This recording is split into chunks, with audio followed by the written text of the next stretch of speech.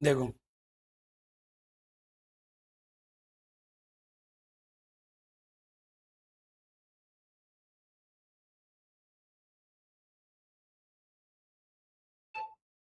Employ cost दो तरह के होते हैं, डायरेक्ट कॉस्ट और इनडायरेक्ट कॉस्ट। देखो डायरेक्ट कॉस्ट का क्या क्या डिटेल्स है, बोले जो डायरेक्टली इन्वॉल्व हो इन प्रोडक्शन, मतलब जिसे हम आइडेंटिफाई कर पाए। और अगला चीज होता है कि जो डायरेक्ट कॉस्ट होता है ना, उसमें manufacturing, construction, retail sales etcetera बताया गया। और इनडायरेक्ट के लिए क्या होता है, ऑफिस वगैरह में यूज करेंगे। फैक्ट्री के इनडायरेक्ट पार्ट मतलब मान लो क्लीनिंग के लिए हो गया, पैकेजिंग के लिए हो गया, इनडायरेक्ट वर्कर का वहां पे यूज होगा। अगला है principle for measuring employee cost. जैसे अकाउंटिंग स्टैंडर्ड होते हैं वैसे ही सीएएस होता है। एक चीज तुम लोगों के लिए घर के लिए होमवर्क, अभी के लिए नहीं, बाद में तुम लोग इसका एज अ होमवर्क करके लाओगे। सीएस का नेम, ठीक है ना, CS number and name, number and name, only the cost accounting standard का नाम और नंबर क्या होगा, एमसीक्यू में फंस जाएगा। दिया रहेगा नाम, तुमको चूज करना पड़ेगा एक, नंबर ऑप्शन में दिया रहेगा 4 नंबर। तो ये तुम लोगों के लिए पढ़ने का पार्ट है कि सिर्फ नाम देखने से काम हो जाएगा। तो हमारे पास CS means cost accounting standard on employ cost, CS 7 provide the guideline criteria for determining the labour cost और employ cost which are outline as figure. तो ये जो पार्ट अभी मैं पढ़ा रहा हूं ये कहां पे दिया गया है सर, सीएस 7 में दिया गया है। या हमें अपने मर्जी से नहीं करना है। देखिए employee cost is computed by considering gross pay. Gross pay तुम लोग अभी अभी टैक्स में सैलरी पढ़े हो, सैलरी में एक वर्ड आता है CTC, cost to the company. और तुम्हें पता है कि जो कॉस्ट टू द कंपनी होता है, बट जब तुम्हें इन हैंड मिलता है, इन हैंड कम मिलता है। तो बेटा जो ग्रॉस पे होता है वो ज्यादा होता है और नेट पे कम होता है। क्यों? क्योंकि ग्रॉस और नेट के पे के बीच में बहुत कुछ कटता है, पीएफ का पैसा, ईएसआई का पैसा, कोई और डिडक्शन, इनकम टैक्स, सब कुछ काट कुटा के मिलता है। तो वैसे ही बेटा अगर हमें जो कॉस्ट लेना, मान लो कि तुम कंपनी हो, तुम अपने इंप्लॉय को सीटीसी जो दोगे वही ना तुम्हारे लिए कॉस्ट है। उसे इन हैंड कितना मिल रहा है उससे तुमको क्या लेना देना। यानी कंपनी के लिए तो जो एक्चुअल में ग्रॉस पे है वही कंपनी का खर्चा है। तो बोल रहा है हमें इंप्लॉय कॉस्ट क्या लेना है, ग्रॉस पे। बोल रहा है including all the allowances and factoring in the employers cost of providing benefit. अब यहां पर कभी कभी ऐसा होता है, एम्प्लॉयर का इलेक्ट्रिसिटी कंपनी है, वो अपने एम्प्लॉय को इलेक्ट्रिसिटी फ्री में देता है। एम्प्लॉयर का वाटर मैन्युफैक्चरिंग यूनिट है, वो अपने एम्प्लॉय को पानी फ्री में देता है। एम्प्लॉयर गैस बनाने वाली कंपनी है, अपने एम्प्लॉय को गैस फ्री ऑफ कॉस्ट में देता है। तो बोल रहे हैं कि उसके लिए बेनिफिट कितना माना जाएगा। तो देखो इनकम टैक्स में ही पढ़ाए थे, कॉस्ट ऑफ प्रोडक्शन, यानी उस सामान को बनाने के लिए जितना कॉस्ट है वो अगर तुम फ्री में भी अपने वर्कर को दे रहे हो तो वो वर्कर का वेजेस माना जाएगा। क्या माना जाएगा? Wages. Bonus payment whether mandatory by statutory regulations or profit sharing arrangement are treated as component of employee cost। अब मान लो कि किसी किसी कंपनी के ऊपर में बोनस देना इस कंपल्सरली स्टैट्यूटरी रिक्वायरमेंट है, देना ही पड़ेगा। और दूसरा बोला है कि सम समय किसी किसी टाइम पे प्रॉफिट शेयरिंग देते हैं। प्रॉफिट शेयरिंग में मान के चलो तुम लोगों ने एक वाटर ट्रीटमेंट प्लांट बनाया, बट उसमें लेबर इन्वॉल्वमेंट नहीं है। मैं जो एग्जांपल दे रहा हूं इसमें बेसिकली मशीन ओरिएंटेड वर्क है। बट फिर से वही पुराना वाला छोटा एग्जांपल लेकर आते हैं, बिरयानी। अपने लोगों को बिरयानी बेचना है, बिरयानी बनाने तो आता नहीं, उसके लिए हमें चाहिए कुक। भाई साहब कुक को पैसा तो देंगे, बट कुक बोल रहे हैं हम ऐसे नहीं काम करेंगे। बोला बोले इतना पेमेंट देना होगा और जितना सेल होगा या जितना प्रॉफिट होगा उसमें भी 10% लूंगा। समझ में आया क्या? तो वो जो तुम एक्स्ट्रा पेमेंट कर रहे हो, प्रॉफिट लिंक इंसेंटिव दे रहे हो, वो इंसेंटिव भी वेजेस के अंदर ही आएगा। Remuneration for managerial personnel, including executive directors on the board and other officer as per statutory regulation, is regarded as part of employee cost for the relevant year।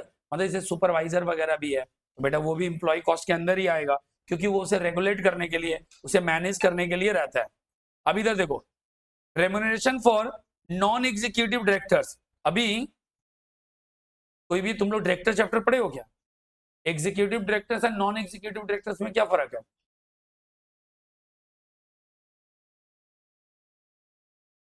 बोलो।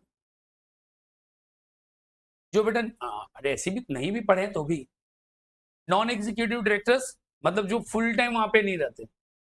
Non executive director जो उस company में अपना पूरा नहीं देते हैं, and executive director लोग जो होते हैं जो उस कंपनी में अपना पूरा 100% देते हैं। दूसरी तरह से whole time directors, whole time directors एक तरह का इंप्लॉई है कंपनी के लिए, वो एक ही कंपनी में आता है और जाता है।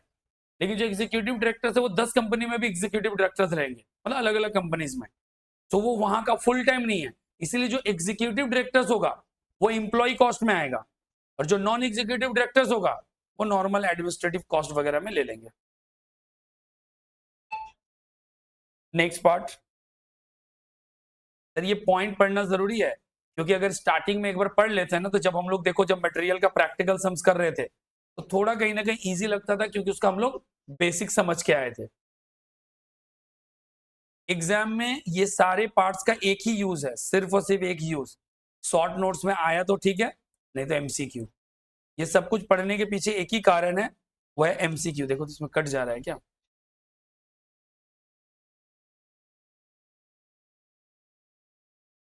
जब भी अचानक पावर कट होता है ना, तभी ये प्रॉब्लम आता है।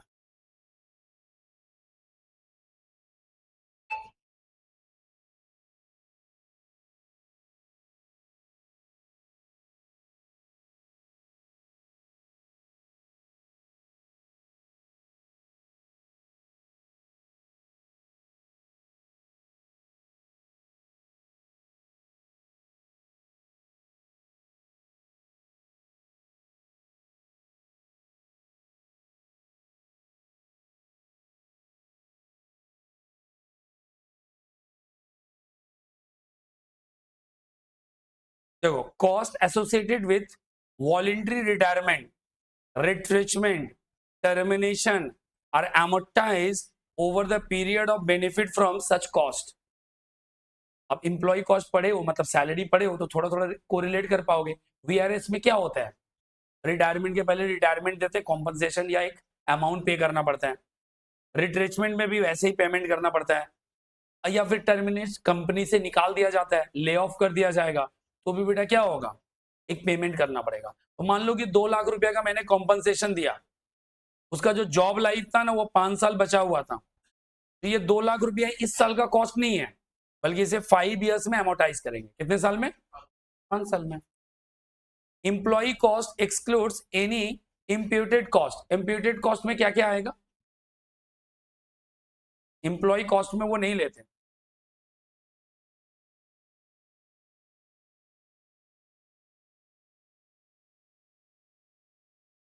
नहीं, फिक्स कॉस्ट नहीं, मतलब फिक्स इन नेचर होता है, बट ऐसा कॉस्ट जो कि उस इंप्लॉय के वजह से नहीं कर रहे हैं, मतलब वो इंप्लॉय हो या इंप्लॉय ना हो, वो मेरा कॉस्ट रेकरिंग बेसिस पे रहेगा, मतलब वो कॉस्ट मुझे करना ही है। उस कॉस्ट को हम इंप्लॉय कॉस्ट में नहीं लेकर एडमिनिस्ट्रेटिव कॉस्ट में ले लेंगे। फिक्स भी बोल सकते हो, बट नॉट एक्चुअली फिक्स बोल सकते हो। हाँ, मतलब ये सारी चीजें को हमें कहाँ नहीं लेना है, इंप्लॉय कॉस्ट में नहीं लेना है। The cost of idle time is calculated by multiplying idle hour by the applicable hourly rate. मान लो 1 घंटे का पेमेंट 100 रुपया जाता है, और 1 घंटा आइडल टाइम गया, कितने का आइडल टाइम कॉस्ट आया? 100 रुपया। आधा घंटा हुआ 50 रुपया, 2 घंटा आया तो 200 रुपया, मतलब 1 घंटे का खर्चा। मान लो तुम्हारे 1 घंटे की कमाई और तुमको 1 घंटा कोई काम करने ना दिया जाए, तो वही तुम्हारा आइडल टाइम हो गया, 1 घंटे का cost. When accounting for employee cost at standard cost, variance resulting from normal reason related to employee cost are considered part of employee cost। Variance क्या होता है? वेरिएंस सुने हो क्या? डिफरेंस। मान लो मैंने सोचा मेरा एम्प्लॉय कॉस्ट आना चाहिए 10,000, एक्चुअल में काम कराने गए एम्प्लॉय कॉस्ट आ जाएगा 12,000 या कम। याद करो मटेरियल में भी ये बात किए थे कि तुम्हारे पास मटेरियल बनाना है, रोल बनाने वाला एग्जाम्पल दिए थे कि भाई तुम्हारे लिए कम रोल बना तो भी हमें चेक करना है, क्योंकि वेरिएंस आ गया, कम बना, ज्यादा बन गया तो भी हमें चेक करना है। तो वही बोल रहे हैं कि इंप्लॉय कॉस्ट का जो स्टैंडर्ड कॉस्टिंग है वहां बेटा हमें वेरिएंस एनालिसिस भी करना है, और वो वेरिएंस जो नॉर्मल रीजन की वजह से अराइज होता है।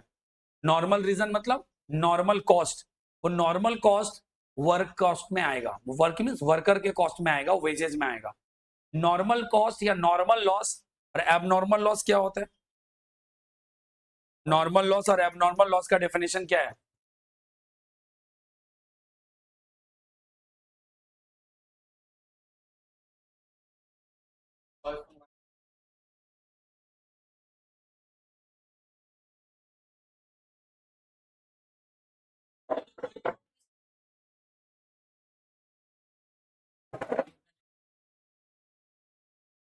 वो क्या है, नॉर्मल है ना एबनॉर्मल है? Abnormal loss.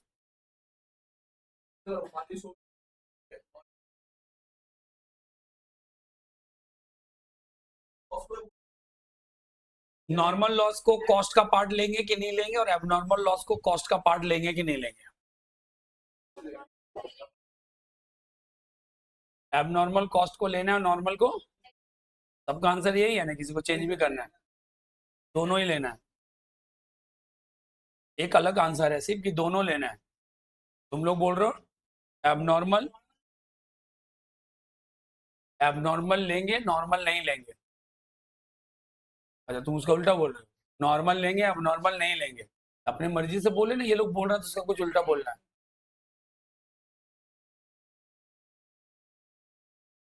और एबनॉर्मल को?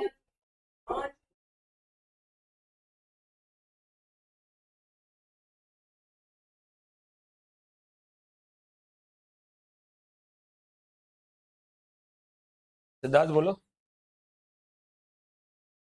एबनॉर्मल नहीं लेंगे। पहला चीज, हमें सिर्फ नॉर्मल कॉस्ट को नहीं लेना, मतलब नॉर्मल कॉस्ट को कॉस्ट में लेना होता है, लेकिन उसके लिए अलग से कोई कॉस्टिंग नहीं करेंगे। और एबनॉर्मल लॉस को लॉस में दिखाते हैं, बट वो मेरा कॉस्ट का पार्ट नहीं होता। वो मेरा कॉस्ट का पार्ट, एक तरह से अगर हम लोग बोलेंगे तो normal is the part of cost, abnormal is not part of cost.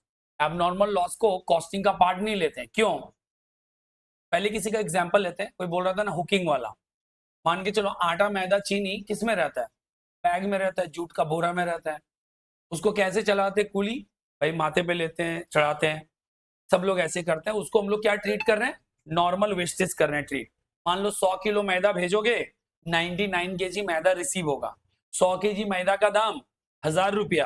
तो अभी तुम्हें मानना पड़ेगा कि 99 केजी का ही दाम 1000 रुपया है। अकॉर्डिंगली तुम्हारा कॉस्ट बढ़ा ना घटा? बढ़ गया। मतलब जो नॉर्मल लॉस हुआ वो कॉस्टिंग का पार्ट बन गया।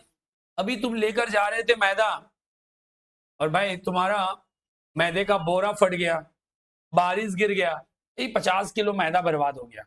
अभी तुम्हारे पास सिर्फ 50 किलो मैदा है। अब 50 किलो मैदे का प्राइस प्रोपोर्शनेटली निकालेंगे ना, 50 किलो मैदे का प्राइस 1000 समझ लेंगे। प्रोपोर्शनेटली निकालना होगा, 1000 नहीं समझ लेंगे। अगर 1000 समझ लेंगे तो मार्केट से तुम आउट हो जाओगे।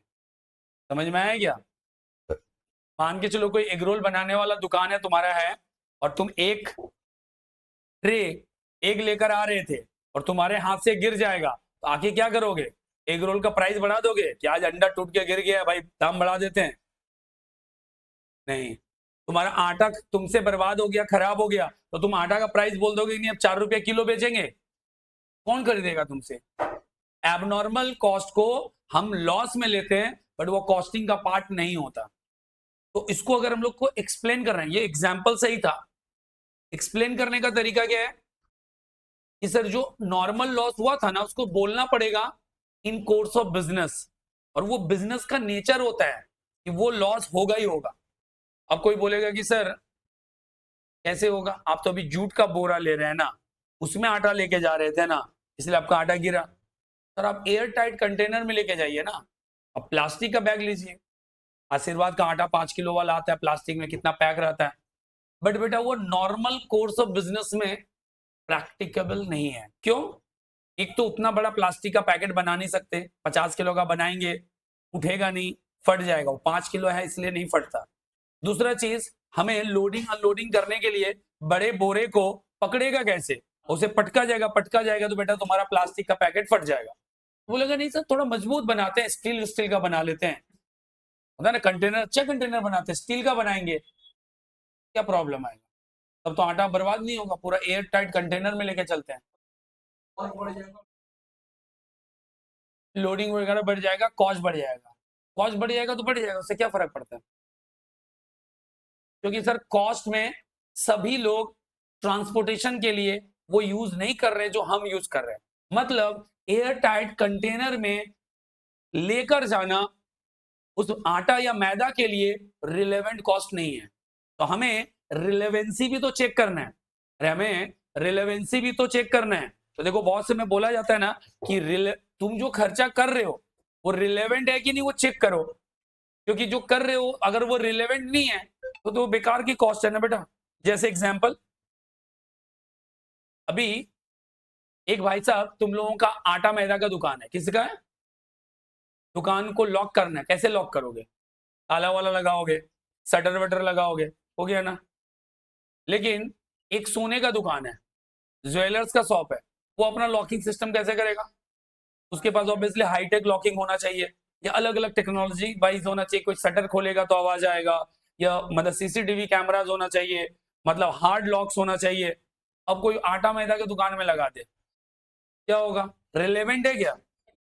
रिलेवेंसी नहीं था ना, वो कॉस्ट खर्चा करने का कोई रिलेवेंसी है क्या? नहीं है, क्योंकि बेटा वहां तो चाहिए ही नहीं, वहां तो कुछ होगा ही नहीं, तो वहां उतना। अब कोई बोलेगा कि नहीं, सोने चांदी की दुकान में एकदम सिंपल लॉक लगा देते, एक दिन में चोरी हो जाएगा, क्यों? क्योंकि वहां के लिए वो रिलेवेंट नहीं है। तो खर्चा करना रिलेवेंसी के अकॉर्डिंग भी तो चेक करना है। तो मैं अगर ये एग्जाम्पल दे भी रहा हूं कि नहीं नहीं एयर टाइट कंटेनर में ले जाओ, तो पहला सर प्राइस बहुत हाई हो जाएगा, और वो खर्चा इस कॉस्ट के लिए रिलेवेंस नहीं है, क्योंकि आटा मैदा 30 रुपया 40 रुपया किलो बेचते हैं, ऐसा करेंगे तो 80 रुपया किलो होगा, कौन खरीदेगा? और मैं अकेला करने वाला इंसान होगा, सब लोग तो लो प्राइस पे प्राइस प्रोवाइड करेंगे।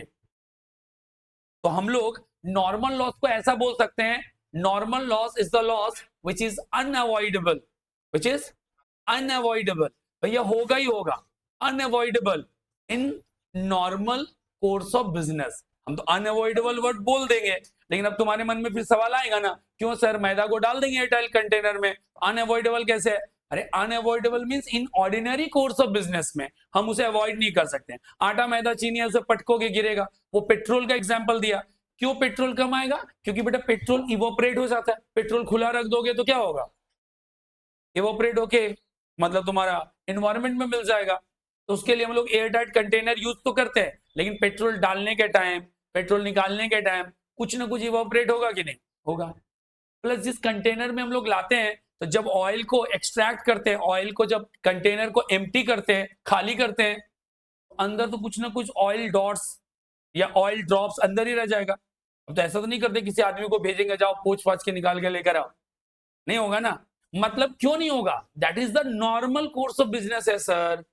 वो तो कर सकते हैं लेकिन वो होगा नहीं, वो करने जाएंगे तो कॉस्ट बढ़ जाएगा, और वो प्रैक्टिकली पॉसिबल नहीं है। वो हो गया नॉर्मल लॉ। इसलिए क्या बोला कि अगर तुम्हारा मटेरियल का नॉर्मल रीजन से वेरिएंस आया, नॉर्मल रीजन कि कॉस्ट ज्यादा आ रहा है, कंसीडर करना पड़ेगा कॉस्टिंग में, लेबर कॉस्ट में। पता चला कि नहीं, एबनॉर्मल रीजन के वजह से बढ़ा है, एबनॉर्मल रीजन होने से क्या होगा, उसे कॉस्ट से बाहर करेंगे। जैसे मैं तुम्हें बताया कि जो लेबर है, जो बीड़ी पिएगा वो लेबर, उसका वो टाइम तो बेटा बर्बाद होगा ही, वो तो मशीन तो है नहीं, उसे बीच में पानी पीने के लिए, वॉशरूम जाने के लिए, बीड़ी पीने के लिए टाइम देना ही पड़ेगा। एक ह्यूमन बींग है, मतलब उसे नाश्ते के लिए चाय के लिए जाएगा कि नहीं, वो टाइम क्या कहलाएगा? मतलब आइडल टाइम मतलब क्या? नॉर्मल, मतलब वो पार्ट ऑफ कॉस्ट होगा, पार्ट ऑफ कॉस्ट होगा। बट दूसरा टाइम पे है कि वही वहीं पे बैठ के लूडो खेल रहा है फोन में निकाल के, टाइम पास कर रहा है। ये तो प्रोसेस का रिक्वायरमेंट नहीं है, इसे तो अवॉइड कर सकते थे। समझ में आया क्या? तो जो अवॉइड उस प्रोसेस से कर सकते हैं वो नॉर्मल, जो नहीं कर सकते, सॉरी गलत बोलते हैं ना, जो नहीं कर सकते वो नॉर्मल, और जो कर पाएंगे तो मेरा अब नॉर्मल है मेरे।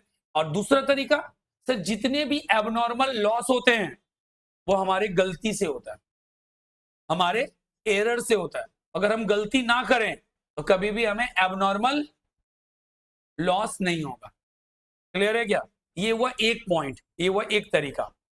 दूसरा चीज होता है कि मान के चलो फ्रूट सेलर है, मान लो हम लोग सभी अगर फ्रूट सेलर है, हम लोग एक पेटी अगर ग्रेप्स मंगाएंगे ना, हम लोगों को पता है कि अगर 100 किलो है उसमें 5 किलो सर बर्बाद होगा, होना है, क्या होगा, होगा ही होगा सर। लेकिन पता चला कि इस भाई साहब का 5 नहीं 15 किलो वैसे बर्बाद निकला। क्यों? क्योंकि जब ट्रक से माल निकाल रहे थे, ऊपर से छोड़ दिया, नीचे आके टूट गया, खराब हो गया, तो वो 15 किलो का कॉस्ट उस कॉस्टिंग में ऐड नहीं कर सकता, उसे क्या करना पड़ेगा, कॉस्टिंग से एक्सक्लूड करना पड़ेगा। सिर्फ 5 किलो जो सभी बिजनेसमैन करते हैं वो कॉस्ट में इंक्लूड हो जाए। डन। अगला देखो, एनी सब्सिडी, ग्रांट, इंसेंटिव और सिमिलर पेमेंट रिसीव्ड और receivable related to employee cost are subtracted from the determination of cost of the associated cost object। मान के चलो जैसे जूट, गन्ना, मतलब गुड़ वाले इंडस्ट्रीज, जो बहुत सारे कॉटेज इंडस्ट्रीज हैं, इसमें बेटा ना गवर्नमेंट ना बहुत तरीके का सब्सिडी प्रोवाइड करता है। गवर्नमेंट चाहता है कि ये पर्टिकुलर सेक्टर काम करे, समझ में आया क्या? उसके लिए वो अलग से ना अमाउंट प्रोवाइड करता है कि भाई वर्कर रखो ना, वर्कर, मान लो कोई स्टार्टअप कंपनीज है, पता चलता है कि उसके इंप्लॉय का कॉस्ट का 50% गवर्नमेंट बियर करेगा। तो तुम भी अगर कोई ऐसे बिजनेस में हो जहां लेबर का some amount government as a subsidy या फिर मतलब किसी ग्रांट किसी भी फॉर्म में देता है, तो बेटा वो तुम्हारा लेबर कॉस्ट नहीं होगा, लेबर कॉस्ट से क्या करना पड़ेगा, माइनस।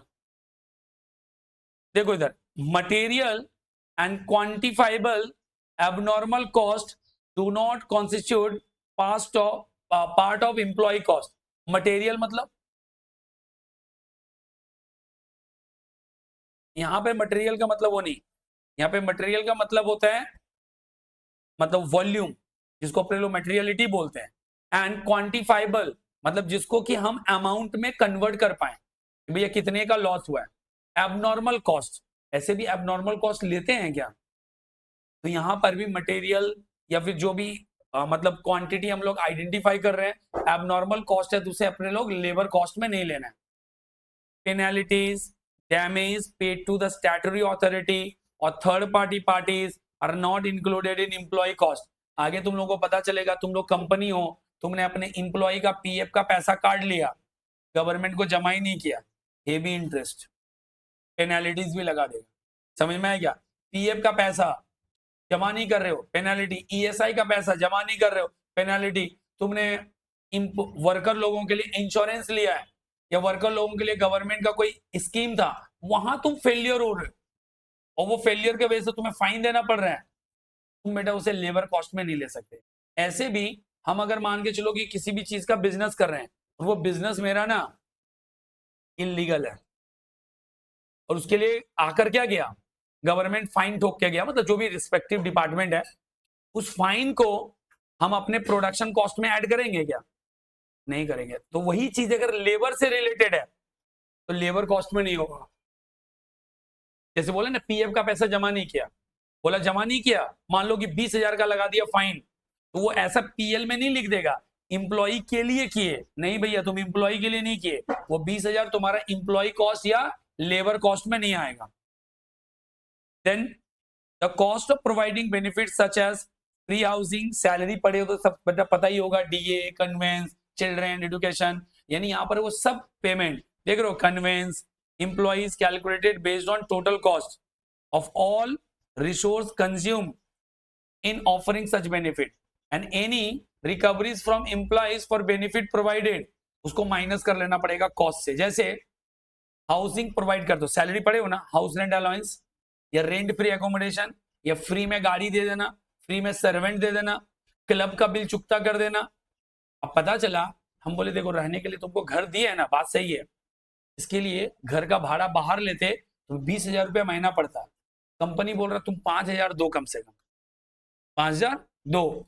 तो जो कंपनी है, कंपनी के लिए लेबर कॉस्ट 20,000 माना जाएगा ना, 15,000, 15,000, 20,000 तब माना जाता जब पैसे नहीं ले रहे थे, इंप्लॉय खुद अपने घर से पैसा दे रहा है तो वो इंप्लॉय के लिए कॉस्ट नहीं माना जाएगा, हम लोग इंप्लॉय कॉस्ट से क्या करेंगे, माइनस करेंगे।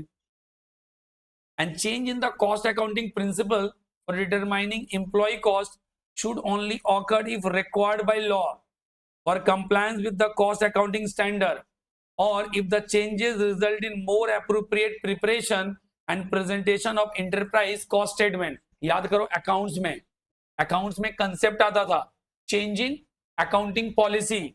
हम क्या अकाउंटिंग पॉलिसी बदल सकते हैं क्या? फंडामेंटल अकाउंटिंग पॉलिसी क्या है या फंडामेंटल अकाउंटिंग एजम्पशन क्या है?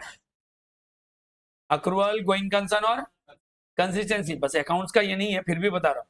अब जैसे अपने लोग अलग अलग पॉलिसी में जाते हैं, जैसे लीफो, फीफो, डब्ल्यूडीबी, एसएलएम, इसको बदल सकते हैं कि नहीं? कैश, अक्रूवल, इसको चेंज कर सकते हैं क्या? कर सकते हैं. कब चेंज कर सकते हैं? तो दो केस में, या तो पहला लॉ हमें परमिट करे करो, लॉ हमें परमिट करे ऐसा करो, और नहीं तो जो better presentation of financial state. वैसे ही जो कॉस्ट अकाउंटिंग प्रिंसिपल्स है ना बेटा, हम उस कॉस्ट में चेंजेस ला सकते हैं अगर हमारा लॉ बोल रहा हो चेंजेस करो, या वो चेंजेस करने से हमारा जो कॉस्ट स्टेटमेंट है वो अच्छा प्रेजेंट करेगा, तो अलाउड है.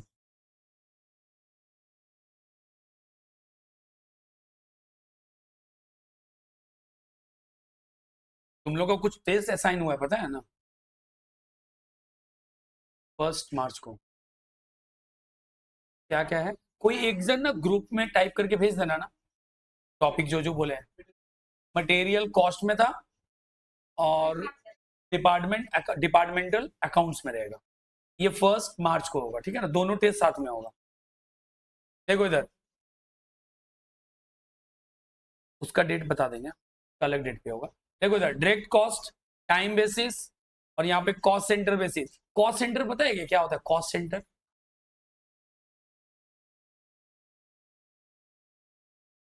कॉस्ट सेंटर का यूज क्या है? जैसे देखो मैं तुमको एक बताता हूँ. एक होता है प्रोडक्शन डिपार्टमेंट, सेल्स डिपार्टमेंट, है ना, फाइनेंस डिपार्टमेंट. जो प्रोडक्शन डिपार्टमेंट होगा ना उसको कॉस्ट मानेंगे क्योंकि सारा खर्चा वही होगा. और प्रॉफिट सेंटर किसको बोलते हैं? जहां से पैसा आता है. सेल्स डिपार्टमेंट को प्रॉफिट सेंटर बोलते हैं. क्लियर है ये? अगला देखो, देखो प्रोडक्शन यहाँ पर नीचे देखो, लेबर कॉस्ट मैनेजमेंट में प्रोडक्शन प्लानिंग घर पे पढ़ोगे, लेबर बजट, लेबर का स्टैंडर्ड्स, ये सब कुछ देखकर बजटिंग का पार्ट है.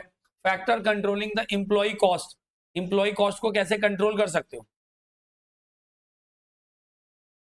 भैया? आइडल टाइम बचाकर, इफिशियंसी बढ़ाकर, मोटिवेट करके, लेबर टर्नओवर कम करके. भाई जल्दी जल्दी इंप्लॉय छोड़ के जाएगा, इंप्लॉय मतलब वर्कर छोड़ के जाएगा तो हमें नुकसान होगा. तो ऐसा करो कि वर्कर आए तो तुरंत छोड़कर ना जाए, तुरंत छोड़कर. देखो इधर control over the employees turnover, या फिर ऑटोमेशन टेक्नोलॉजी लाओ. इंप्लॉय लोगों का जो स्किल्स टैलेंट है वो तुम्हें यूज करना पड़ेगा.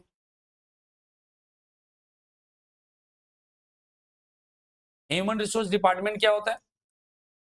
किसी कंपनी में एचआर डिपार्टमेंट का काम होता है रिक्रूट करना, कंपनी से निकालना, एंड जॉब एलोकेशन. समझ में है क्या? And job allocation. So HR department का भी पूरा पार्ट देख लोगे. एचआर डिपार्टमेंट के पास में क्या करते हैं? उसके पार्ट बेटा अलग से एक डिपार्टमेंट बनाया जाता है जिसका नाम है इंडस्ट्रियल इंजीनियरिंग डिपार्टमेंट. ये क्या करते हैं? ये बेटा वर्क प्लेस पे जाते हैं, काम को देखते हैं, काम का एलोकेशन समझते हैं, इंप्लॉय लोग वर्कर लोगों का ना पैटर्न को समझते हैं, फिर जाकर ना प्लानिंग करते हैं कि भैया ये काम कराने का तरीका सही है ना, इसमें हमें क्या करना चाहिए, चेंज करना. जैसे हम लोग मान लो कि पहले तुम लोग कोई सम्स बना रहे होते हो, पहली बार बनाते हो, दूसरी बार जब बनाते हो कोई एक आइडिया आता है और फिर लगता नहीं इसको तो हम लोग शॉर्ट कर सकते थे. वैसे ही हम कैसे अपने वर्क की प्रोडक्टिविटी बढ़ाएंगे, तो पहले तो एनालाइज करना पड़ेगा. जैसे एग्जाम्पल के लिए पहले के टाइम पे जब हम लोग ट्यूशन पढ़ाते थे, अगर क्वेश्चंस दे दिया गया, सम्स बनना ही था. मतलब up to in the year 2011-12 तक एक प्रॉब्लम उस समय उतना ज्यादा नहीं था. वो प्रॉब्लम क्या था? फोन का. मतलब लोग डाइवर्ट नहीं होते थे कि भाई जब जो कर रहे हैं वही कर रहे हैं, क्योंकि फोन होता नहीं था फोन पे उस लेवल का, मतलब डिस्टरबेंस नहीं होता था। बट आज बहुत ज्यादा डिस्टरबेंस है। हम लोगों के टाइम पे फोन लेते थे, फोन पे इनकमिंग आता था तो उसमें भी चार्जेस लगता था। मतलब इनकमिंग का फोन उठाएंगे तो पैसा देना पड़ेगा, और कॉल करेंगे तो पैसा देना पड़ेगा। कॉल करते थे तो 3 रुपया कटेगा, और फोन रिसीव करोगे तो 1 मिनट का 1 रुपया कटेगा, ऐसा था। तो फोन सभी के पास था, मतलब सभी मतलब जिन लोगों के पास फोन मिल चुका था पहले, उसके लिए सुबह क्या होता था, मतलब किसी को उठाना है, एंड उस समय शायद जितना मुझे लग रहा है कि लोग ना अलार्म यूज हम नहीं करना जानते थे उस समय, कि फोन के अंदर भी अलार्म लगाया जा सकता है, या था कि नहीं मुझे नहीं पता, एकदम प्रीवियस मॉडल में। तो एक दूसरे को ना कॉल किया करता था, ठीक है ना, ऐसे मिस कॉल मारता था। मतलब मिस कॉल मार दिया बस, उसके बाद फोन में कुछ नहीं, क्योंकि बात करने के लिए पैसा कटेगा, कुछ है। तो अब अगर सुबह या शाम या कभी भी पढ़ते थे, तरीका अलग रहता था।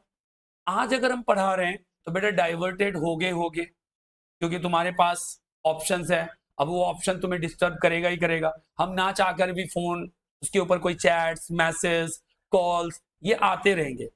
बहुत कम ऐसा हो पाता है कि किसी के पास फोन हो और वो एकदम डेडिकेटली अपना फोन ऑफ रखता हो या साइलेंट रखता हो कि भैया कुछ भी हो जाए हमें उस समय नहीं देखना है। अगर ऐसा नहीं होता है तो आज के समय में तुम लोगों को क्या करना पड़ता है, जो सम्स करवा भी दिया गया है ना, मान लिया जाता है मेरे तरफ से कि वो भी तुम्हारा होमवर्क है। क्यों? क्योंकि तुम उतना ज्यादा घर पे टाइम दोगे नहीं, तो सम्स किया हुआ है तो वहीं से एक बार और प्रैक्टिस करके आओ, ताकि थोड़ा तो इंप्रूवमेंट हो, कुछ नया सीख पाओगे। ऐसा क्यों?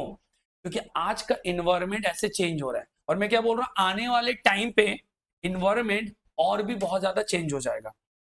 मतलब चेंज हो जाएगा मीन्स इतना ज्यादा चेंज हो जाएगा कि बेटा बैठना 2 घंटे जो बैठना होता है ये डिफिकल्ट हो जाएगा। समझ में आया क्या? 2 घंटे जो बैठना होता है डिफिकल्ट होगा। एंड तुम ये सारे सिम्टम्स अभी देखने को मिल जाता है, कहां देखने को मिलेगा?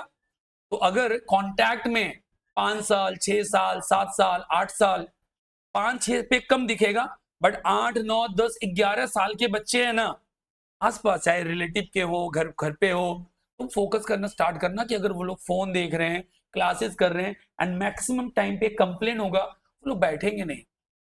बैठ भी गए ना 15 मिनट में भी चेंज करेंगे, तुरंत मूड चेंज होगा तुरंत। ठीक है ना? अभी ये कर रहे हैं कल वो, ऐसा क्यों?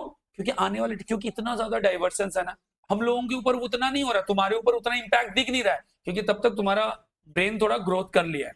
लेकिन अभी भी अगर तुम, मतलब अगर हम लोग किसी भी तरह का चीज, जैसे कि इंस्टाग्राम होता है ना, उसका एकदम रियल इंपैक्ट हमारे सेंटर पे देखने को मिला है। हम लोगों ने जो क्लास 8, 9, 10 के बच्चे थे, एंड जिनका इंस्टाग्राम चलाना 8 घंटा, 7 घंटा, 6 घंटा था, उनके अंदर सचमुच का चेंजेस था। हम लोग इधर ही नोटिस करते थे, वो था ही नहीं नॉर्मल बच्चा, मतलब उसका बिहेवियर ही पूरा चेंज। घर वाले भी नोटिस कर रहे हैं, सब लोग ही कर रहे हैं। सीधा क्या, काउंसलिंग कराओ, और कोई ऑप्शन नहीं है, जाना ही पड़ेगा। तो उस समय अगर मेरे को किसी को पढ़ाना होगा, कैसे पढ़ाना होगा? क्योंकि तो लिखेंगे नहीं, कम लिखेंगे। आज के समय में भी क्या होता है, वही होता है, इतना होता है कि बस क्लास में हो जाए और लगता है कि एग्जाम में जाके एग्जाम दे दें, बीच वाला पढ़ाई ना हो। लेकिन ऐसा होगा नहीं। आने वाले टाइम पे अगर सिलेबस चेंज होता है, सोचने का तरीका इंस्टीट्यूट का बदल जाता है, तो क्या पता कि वैसा भी हो जाए कि घर पे जाके भाई अलग से पढ़ने वढ़ना कुछ नहीं है। तो वैसे ही लेबर हर समय एक जैसा काम नहीं कर सकता ना, चेंज हो जाता है, टेक्नोलॉजी बदल जाता है, इक्विपमेंट आ जाता है, स्किल्स अपग्रेड हो जाता है, काम करने का तरीका अगर बदलता है तो बेटा हमें हर चीज ध्यान देना पड़ेगा। अब मान के चलो तुम वर्कर का स्टाइल फॉलो नहीं करेगा, पता चलेगा भाई तुम यहाँ पे जो वर्कर को लाए हो वो फिट एंड फाइन नहीं है, वो तो काम ठीक से कर नहीं पाएंगे। जब वो काम ठीक से नहीं कर पाएंगे तो तुम्हारा कॉस्ट इंक्रीज होगा ना डिक्रीज होगा? डिक्रीज होगा, कॉस्ट बढ़ जाएगा। कॉस्ट बढ़ने का मतलब है तुम्हारा प्रोडक्ट मार्केट से, तो भाई तुम्हें तो वो देखना पड़ेगा एक वर्कर को काम करने के लिए कितना लगता है, तभी ना हम लोग डिसाइड करते हैं वर्कर को, भाई तुम्हारा ये टारगेट है, कंप्लीट करो। तुम सामने वाले को टास्क कैसे दोगे? उसके लिए तो किसी ने पहले स्टडी करके रखा है। इस डिपार्टमेंट का काम है कि वो प्लानिंग करेंगे, काम एलोकेट करेंगे, टाइम एंड मोशन स्टडी करेंगे, एंड देन प्रोसेस को ऑप्टिमाइज करेंगे। अभी जितने भी बड़े बड़े कंपनीज हैं वहां पर बीच में तुम लोगों ने न्यूज वगैरह भी देखा होगा, कितने लोगों को ले ऑफ करना स्टार्ट कर दिए हैं। एंड उसमें बहुत सारे बड़े बड़े कंपनीज है जिन्होंने ले ऑफ किया। क्यों किया? कंपनी से उसको क्यों निकाला? टेक्नोलॉजी एडवांस हो गया। अभी जैसे आने वाले टाइम पे, मतलब जब मैं खुद आर्टिकलशिप किया करता था तो दिन भर, क्योंकि पहले साल कुछ सिखाता नहीं था, मतलब एक साल उधर ही झग मारना पड़ता था, कुछ भी नहीं सिखाता था, सिर्फ टैली में एंट्री मारते थे। बैठो, एक साल ऐसी जिंदगी चला जाता था। क्या एंट्री मारते थे? परचेज, सेल्स, ठीक है ना, बैंक वगैरह वगैरह जितना है, दिन भर एंट्रीज, ऐसे मोटा मोटा बुक आता था, बिल का, फलाना का, सब कुछ, और ये सब होता था। अभी मैं कुछ दिन पहले तुम लोगों को भी बोला था कि अभी हम एक देखे सीए का सॉफ्टवेयर लेकर आए हैं रिजनेबल प्राइस पे। बोलता है कि उसमें बैंक स्टेटमेंट का सिर्फ एक्सेल वर्जन अपलोड करना है, वो cash entry, Contra entry, payment entry सब मार देगा। ठीक है ना, 1 मिनट में काम हो जाएगा। आज के हाँ हाँ, जीएसटी में तो ऑटो, जीएसटी के साथ तो जीएसटी का पोर्टल अपने आप में अपडेटेड है। तुम चाहोगे जीएसटी पे बिल बनाना तो बिल मैनुअल मत बनाओ, सीधा जाकर जीएसटी के पोर्टल पे बिल बनाने का ऑप्शन होता है। वहां अगर बिल बना लिए तो रिटर्न विटर्न में फिर से भरना नहीं है, ऑटो पॉपुलेटेड हो जाएगा, अपने आप वहां चला जाएगा, खत्म, सारे जगह पे डेटा फीड हो जाएगा। क्यों? जीएसटी पोर्टल तो सरकार का पोर्टल है। अरे जीएसटी का पोर्टल तो सरकार का पोर्टल है। नहीं, अलग से सॉफ्टवेयर लेते हो, जैसे अभी मैं तुम लोगों को पढ़ा रहा हूं, तो अभी मुझे अलग अलग सॉफ्टवेयर की रिक्वायरमेंट पड़ता है ना, उस सॉफ्टवेयर के लिए मुझे पेमेंट करना पड़ता है। वैसे अगर आज मैं प्रैक्टिस करूंगा तो मेरे लिए भी क्या होगा, अलग सॉफ्टवेयर चाहिए। मैं ये समझा रहा हूं, काम करने का स्टाइल तब और काम करने का स्टाइल आज बदल गया। इसीलिए तुम देखोगे एक समय सीए सीएमए के लिए काम बहुत ज्यादा रहता था, अब धीरे धीरे काम कम गया। अभी एक सब्जेक्ट और है तो आने वाले दिन में वो सब्जेक्ट हट जाएगा, वो सब्जेक्ट है ऑडिटिंग। ठीक है ना? अरे तुम्हारे एग्जाम से हटने में टाइम है, मैं बोल रहा हूँ in real life, because auditing में क्या करते हैं, एरर, ठीक है ना, रिपोर्टिंग चेक करते हैं। आज ना ऐसा इंटीग्रेटेड ईआरपी सिस्टम है कि एक इनपुट डालते हैं, उसका इंटायर चेन में कहीं भी ब्रेक नहीं होगा। तो ऑडिटर जाके क्या करेगा? तो पता है कि यहाँ डालेंगे सब जगह सही एंट्री होगा, गलत होने का चांस ही नहीं है। उसका जरूरत पड़ेगा क्या? क्या जरूरत पड़ेगा? कुछ नहीं। तो इतना जो मास लेवल पे जो काम पहले होता, जो क्लरिकल वर्क था, आज करने का कोई जरूरत नहीं है। आज बिल मैनुअल एंट्री मारना ही नहीं है, आज तो भैया स्कैनर है, सीधा स्कैन करो, बिल भी बन जाएगा, बिल पोस्ट भी हो गया, लो एक साथ दो काम, ना लिखना है ना कुछ करना है। तो कहीं पे शॉप करने के लिए जाते हो तो क्या करते हो, शॉपिंग में देखते हो ना भाई, लेजर स्कैनर है, स्कैनर कर लेते हैं, क्यूआर कोड है, अलग अलग तरह का बिलिंग सिस्टम्स है, तो वो काम चेंज है। तो आज के समय में हमारा प्रोसेस को ऑप्टिमाइज करते रहना पड़ेगा, क्योंकि अगर तुम ऑप्टिमाइज नहीं करोगे बेटा आउटडेटेड हो जाएगा, और जब आउटडेटेड हो जाएगा मतलब तुम्हारा काम करने का तरीका पूरा पुराना रहेगा। काम करने का तरीका अगर पुराना हो जाए तो प्रोडक्टिविटी नहीं दे पाओगे, प्रोडक्टिविटी नहीं हो पाएगा, लेबर उतना काम नहीं कर पाएगा। इसलिए देखते हो कि जहां पर कोई पुराने इंप्लॉइज रहते हैं उनको नया टेक्नोलॉजी समझ में नहीं आता है, तो उसके लिए क्या होता है, दिक्कत आएगा कि नहीं आएगा। एग्जाम्पल समझो ना, आज हम लोग क्लास करते हैं, क्लास करके जाने के बाद कहीं ना कहीं मेंटली एक कंसर्न आ गया ना कि ये क्लास हो गया तो इस क्लास का बैकअप मिलता, क्लास को एक बार और देखते। बट पहले ऐसा था क्या? नहीं भाई, क्लास नहीं मतलब क्या देखना, हाँ पढ़ लिए, मतलब अभी तुम्हारे पास ऑप्शंस हैं। अब अगर मैं तुम्हें बोर्ड पे पढ़ाऊं तो तुमको लगेगा हम सीख ही नहीं पाएंगे। समझ में आ रहा है क्या? क्यों? क्योंकि सर कोई तो बैकअप ही नहीं रहेगा। अरे अभी तो समझ में हमको नहीं आ रहा है ठीक से, बाद में मैं कैसे देखूंगा? क्योंकि आज का ये सीन, आज का सिचुएशन चेंज हो चुका है। तो आज के अकॉर्डिंग अगर मैं प्लान नहीं करूंगा तो मेरा इफिशियंसी बढ़ेगा ना घटेगा? घटेगा। मैं बोर्ड पे पढ़ाऊंगा, बोर्ड पे पढ़ाने के बाद अगले दिन ये आएगा, बोलेगा सर वो कंसेप्ट तो क्लियर नहीं हुआ। हम बोलेंगे कौन सा वाला? कहीं पे भी कोई रिकॉर्ड नहीं दिखेगा, बोर्ड पे तो लिख रहा था और मिटा रहा था ना। फिर मैं वही चीज दिखाऊंगा, फिर वो डायग्राम बनाऊंगा या फिर कुछ करूंगा, फिर सॉल्व होगा। लेकिन अभी क्या है, अभी अगर किसी ने सिमिलर पूछा, हम स्क्रॉल करके दिखाते ये वाला है क्या, यानी लॉजिक समझ में आ रहा है क्या? तो डे टू डे हमारे प्रोसेस में ऑप्टिमाइजेशन नहीं लाओगे तो बेटा लेबर इफिशिएंट नहीं हो पाएगा। लेबर को अगर इफिशिएंट करना है तो तुम्हें प्रोसेस को ऑप्टिमाइज करना पड़ेगा। अब वर्क स्टडी में जैसे देख रहे हो ना, उसका time, motion, method, work measurement, ये सारा चीज देखकर हम लोग एक कंक्लूजन तक पहुंचते हैं। And then job evaluation. कभी कभी तुम लोग सुनते हो कि कोई एक पोस्ट होता है, उस पोस्ट के लिए कोई अप्लाई करता है, अगर कोई ओवर क्वालिफाइड अप्लाई करता है ना, उसको जॉब नहीं मिलता है। ऐसा क्यों?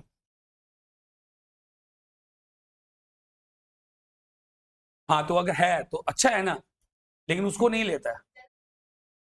हाँ, एक चीज है कि ज्यादा पेमेंट करेगा। अच्छा, मान लो वो उसी पेमेंट में रेडी है, देन तभी नहीं लेंगे। क्यों नहीं लेंगे, वही तो हमको जानना है। क्या? तो मन मन में मत बोल, अगर जो भी है सबके सामने बोल। अरे वो तो एक बात हो गया, मैं तो बोल रहा ज्यादा पेमेंट करने पड़ेगा, सामने वाला भाई साहब बोल रहे हम तो कंफर्टेबल है, हम तो वही पैसे में काम करने के लिए रेडी हैं, तब भी नहीं लेंगे। क्यों नहीं लेंगे? या तुम ले लोगे? इफिशिएंसी रहने से वो कैसे हैम्पर हो सकती?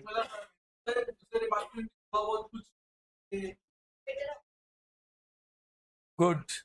वो तुम्हारे यहाँ पे स्टेबल नहीं रहेगा, क्योंकि तुम एक ओवर क्वालिफाइड को ले रहे हो तो क्या होगा बेटा, वो तो अभी रह रहा है, अभी तो बोलेगा कि मेरे को ही चाहिए, वो कभी भी जा सकता है। समझ में आया क्या? तो ये सब आता है कि भाई जॉब इवैल्यूएशन क्या काम है, काम किससे करवाना है। क्योंकि जिस अगर प्रॉपर कैटेगरीज के जॉब के लिए तुम प्रॉपर वर्कर नहीं रखोगे, वो उस काम को कर ही नहीं पाएगा। भाई कुछ होता है कि जिसको कटिंग करना बहुत अच्छा आता है, किसी को कुछ मान के चलो ग्रेडिंग का काम करना है, कुछ और करना है, हर एक का एक जैसा स्टाइल नहीं हो सकता ना, तो तुम्हें जॉब इवैल्यूएशन चेक करना है। अगला चीज है, जॉब इवैल्यूएशन के लिए सीएमए में ही जब इंटर ग्रुप 2 में जाओगे, तो वहां पर ऑपरेशन मैनेजमेंट का पेपर है, ऑपरेशन रिसर्च या ऑपरेशन मैनेजमेंट। वहां पे असाइनमेंट एक चैप्टर है, असाइनमेंट में यही पढ़ाया जाता है कि कौन सा काम किससे करवाना है। समझ में? इसलिए उसका नाम क्या है, operation research, operation management. Operation मतलब एक प्रोसेस को हम लोग ऑपरेशन के नाम से जानते हैं, ऑपरेट करना। तो वहां पे कौन सा काम किससे कराएंगे, ये भी पढ़ना है हमें आगे चलकर। ऐसा नहीं है कि 5 वर्कर है कोई भी काम कर लो, अरे भैया 5 वर्कर को कौन सा काम कराएंगे, जल्दी कर लेगा। तो देख रहे हो, रैंकिंग मेथड यूज करेंगे, ग्रेडिंग बनाएंगे, अलग अलग ग्रेड का बंदा, कि भैया इस ग्रेड के बंदे से ये काम कराओ, इससे ये काम कराओ। इससे क्या होता है, इफिशिएंसी बढ़ेगा, प्रोडक्टिविटी बढ़ेगा। मेरिट रैंकिंग क्या होता है, जो ज्यादा पढ़ा लिखा है, ट्रेनिंग ज्यादा किया, जैसे तुम लोग इसमें देखते हो एविएशन सेक्टर में, एंड एविएशन सेक्टर में सबसे ज्यादा देखने को मिलता है पायलट के केस में। देखते हो ना, कोई अगर हवाई जहाज उड़ा रहा है, उसका 2 चीज मैटर करता है, कि वो कितने दिनों से उड़ा रहा है और उसका ये कितना नंबर उड़ान है ना। उससे उसका जो बेटा मतलब रैंकिंग है, वो उसके ऊपर ट्रस्ट आना स्टार्ट होता है। मान लो कोई बोलेगा कि नहीं वो पिछले 10,000 उड़ाने भर चुका है, तो बेटा काफी होता है। जैसे तुम लोग रैपिडो बुक करते हो, ओला बुक करते हो, और जब उसका रेटिंग आता है इसने भैया तो 30,000 ट्रिप पूरा कर लिया है, तो मतलब लगता है ना कि सामने वाला भाई काफी दिनों से एक्सपीरियंस है। तो वैसे तो तुम्हें वर्कर को देखना होगा ना, एक ही कैटेगरीज में एक ही काम को वो कितने दिनों से करके आ रहा है, उसका कंसिस्टेंसी क्या है, ये सब कुछ एनालाइज करने के बाद हम जॉब एलोकेट करेंगे। जॉब एलोकेशन हो गया, अब उसके पेरोल की बात करते हैं। भाई उसकी छुट्टी की बात करते हैं, तो तुम्हें पता है कि लीव भी दिया जाता है। लीव में कैजुअल लीव भी होता है, मेडिकल लीव भी होता है, अलग अलग तरह का लीव होता है। उसका ट्रैकर, उसको कैसे ट्रैक करोगे, कोई और एक्स्ट्रा छुट्टी मार रहा है वो कैसे करोगे, लेट से आ रहा है वो कैसे मैनेज करोगे, अर्ली जा रहा है वो कैसे मैनेज करोगे। इसके लिए भी प्रॉपर तुम्हें एक बुक कीपिंग सिस्टम बनाना पड़ेगा। साथ में टाइम कीपिंग एंड एक होता है टाइम बुकिंग। टाइम बुकिंग क्या होता है, काम में कौन सा वर्कर कितना टाइम इधर किधर दे रहा है, वो मेरे लिए टाइम बुकिंग का पार्ट होता है। एंड टाइम कीपिंग में क्या होता है कि भैया वर्कर का हम एक्टिविटीज देखते हैं। जैसे मैं बोला ना, एमएनसी कंपनीज में जो लोग जॉब करते हैं, बट वो लोग का मंथली या 2 महीने में रिपोर्ट आ जाता है। और जैसे एक दो कंपनीज हैं, शायद मोस्ट प्रोबेबली टीसीएस या कुछ कहीं पे, वहां पे बहुत स्ट्रिक्टली फॉलो किया जाता है। मतलब 10 घंटे का ऑफिस आवर है ना, 9 घंटा वर्किंग होता है, 1 घंटा ब्रेक होता है। मतलब 10 घंटा का ऑफिस में 1 घंटा से ज्यादा ब्रेक नहीं, उसमें से 7 घंटा सिस्टम पे होना चाहिए। समझ में आया क्या? ये क्राइटेरिया फुलफिल नहीं होगा तो आंसर देना पड़ेगा क्या हो रहा है नहीं हो रहा है। ये सारा चीज क्या है? तो ये सारा टाइम कीपिंग का पार्ट है। और अब मान के चलो तुमको कोई एक तो काम दिया, कोई एम्प्लॉय बहुत ज्यादा चालाक होगा तो वो क्या करेगा?